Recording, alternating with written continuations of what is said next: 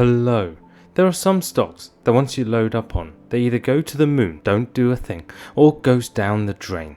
In the curious case of Gilat, I loaded in a position when I released my first deep drill back in January when it was trading at $9. Less than a month later, in February, the stock went gorilla style and hit an intraday high of $22, meaning an earth-shattering 144% upside. Holy bananas. I did take profits when it pulled back to $20, but with the price now hovering around $8, I am seriously considering to boost back my position. But it's not solely based on price. There are more contract wins, and I've drilled into some of the biggest institutional holders of Gilat, and what I have found is quite interesting indeed. Stay tuned for this and more.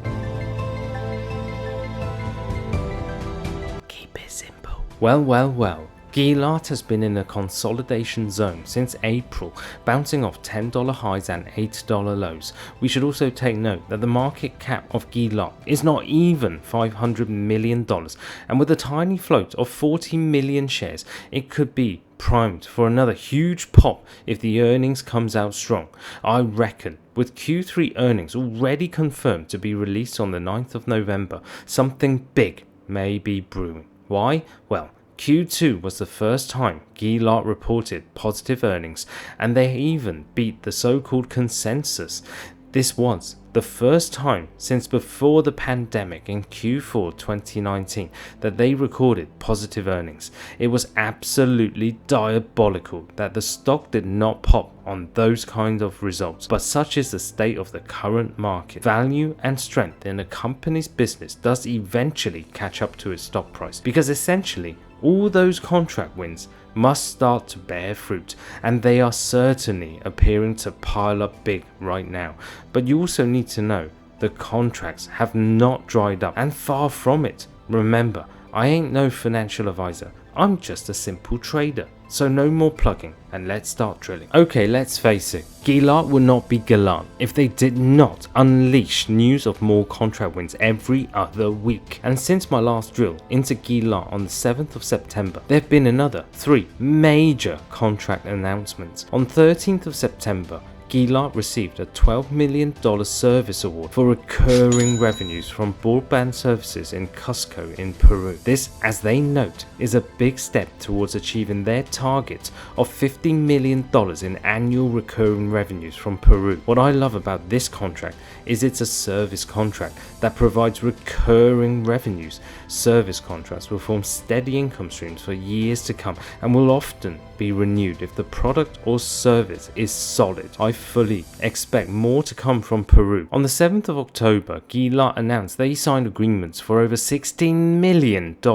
for operating the regional transport networks to support broadband services in Peru for a 2-year period. It is clear that Gilat's recent successes in Peru can and will be replicated imminently in other developing South American countries, so the market opportunity may well be very expansive in this entire region. Transport networks are key to a country's operation, and the fact that Peru have gone all in with Gilat means the confidence here is big. Confidence is high. Repeat, confidence is high. On the 18th of October, Gilat announced expansion of the 4G network of a Tier 1 mobile network operator, or MNO, in North America for disaster recovery and ongoing operational business needs. I believe this could be a US operator, as when you read the quote from Michael Aharonov, and I may have butchered that name, he says Gilat is proud to support mobile network operators in the US and worldwide in their mission to deal with critical situations when they happen, as well as to provide them with an assortment of additional services. The details here are pretty vague, so expect more clarification to come in the future on this. I mean, for an MNO to assign disaster recovery services to Gilat means, in the worst of the worst, they trust Gilat more than anyone else to still deliver the necessary 4G networks. For me, this is extremely significant. Okay, with the contracts out of the way, let's drill into FIMI Private Equity Fund, who, yes, FIMI who are the leading private equity firm in Israel with 7 funds and more than $4.3 billion in aggregate capital commitments. FIMI invests in companies with significant growth potential and tangible growth engines. Holy smokes, does that mean they are literally, like me, looking for EPG? Yes, explosive exponential potential growth companies. Now, that is my kind of fund. But how well have they performed? Well, according to this article, NYPPX's 2020 best buyout funds in Asia and the rest of the world indicated that FIMI Opportunity Fund 6 was ranked the #1 Asia/ROW rest of world buyout fund in 2020. So what does this fund have to do with Gilat? Well, as you may or may not know, FIMI private equity funds are the controlling shareholders of Gilat. How, you may ask? Well, it's simple. They own enough shares of Gilat to be the controlling shareholder. First, FIMI was founded in 1996 by David D. Ishay, and I may have just butchered that name, so I'm just going to refer to him as DI from now on. But anyway, does that ring any bells to you?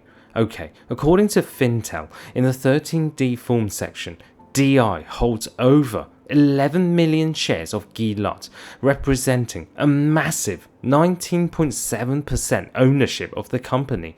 Now you may be thinking, so what? Well, you would be right until you realize that DI is also a director of none other than Gilat, which brings us full circle. Why is this big? Essentially, DI is an insider. Insiders are a company's officers, directors, etc. etc. I don't really know how the logistics of this whole situation works, but as you can see, being a director of Gilat and also the CEO of an equity fund who happens to be the controlling shareholder of Gilat is rather suspicious, right? Regardless of the arrangement, if we take this purely at face value, I am sure you would agree that this provides a very strong bullish sentiment. Okay, what about the second largest institutional owner, Wellington Management Company, who have over $1 trillion of assets under management, meaning they are no small fish in the ocean. And as of 31st of March this year, they are ranked the 32nd largest asset management firm in the world in terms of assets under management. Finally, let's drill into one of the newest and largest institutional owners of Gilat stock, Thrivent, who under quite a few of their funds have suspiciously loaded in positions of Gilat, meaning they must see something bullish going on right here, right now. In their small cap stock fund alone, they have $5.9 million worth of Gilat, making them the 5th largest institutional investor behind Rentec, Wellington, Vanguard and State Street, but now notably above ARK Invest. So, who are Thrivent and what do they do? Thrivent are a mutual fund provider for individuals and private investors. Isn't it interesting that the largest position taken by Thrivent is within their small cap fund, which in their overview states the fund typically invests in a combination of both small capitalization growth stocks and value stocks, meaning they too are looking for EPG opportunities. Thrivent is a Fortune 500 company, but it's also a not-for-profit organization. It was founded in 2002 with the merger of aid associations for Lutherans and Lutheran Brotherhood. This made Thrivent the largest fraternal benefit society in the US. Maybe, just maybe, they have some inside information. To summarize, Gilat is a contract winning machine in the last year, and this is set to continue with no end in sight. The seeds have been and are continuing to be sown, and we are now just waiting for the fruit. With Q3 earnings in less than a few weeks, we could see the fruit starting to ripen if the numbers reflect in any way what we all know from their contract wins, and if they maintain positive earnings per share and continues to beat the consensus again, then oh me oh my, I believe the stock price will pop big. Thanks for watching, and please note, for me, Gilat is a 1 to 3 year opportunity, and depending on their business model and continued success in developing countries, I believe they represent EPG. So please take this drill with precaution and always do your own DD. If you found this video informative, then do me a simple favor and consider just consider subscribing to my channel so you can get a pop-up when a new video is uploaded. I am a simple trader. I try to keep this simple and will simply see you in the next video.